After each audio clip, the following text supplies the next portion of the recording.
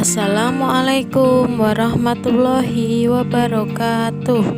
Kados pundi kabaripun anak-anak? Mugi-mugi tansah pinaringan kasarasan. Ayo sinau basa Jawa. Piwulang siji materinipun prastawa budaya kalian Ustazah Novia. Saderengipun piwulangan dipun wiwiti, monggo kita sedaya miwiti kanthi waosan basmalah rumiyin. Bismillahirrohmanirrohim. Prastawa budaya.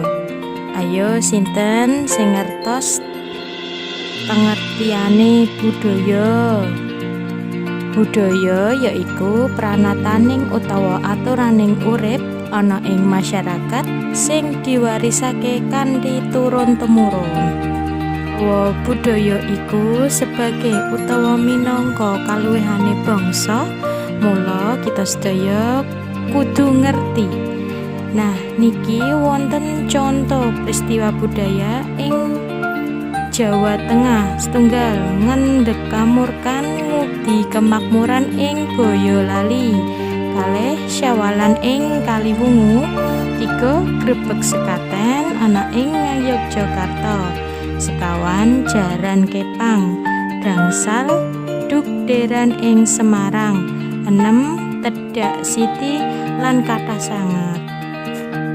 Nak kudu ngertos amarga prastawa budaya kuwi kaluwihane bangsa, awake dhewe kudu kepiye. Sedaya kabeh prastawa budaya mau cara kita nyingkapi minangka tiyang Islam inggih menika kangge pengetahuan ing masyarakat. Tugasipun anak-anak memahami banjur dicatet materinipun ing buku catetan basa Jawa. Mugi-mugi piwulangan dinten menika saged dipun tampi kanthi gamblang cetha. Menawi wonten pitakonan saged tanglet kalian Ustazah Novia. Matur nuwun. Wassalamualaikum warahmatullahi wabarakatuh.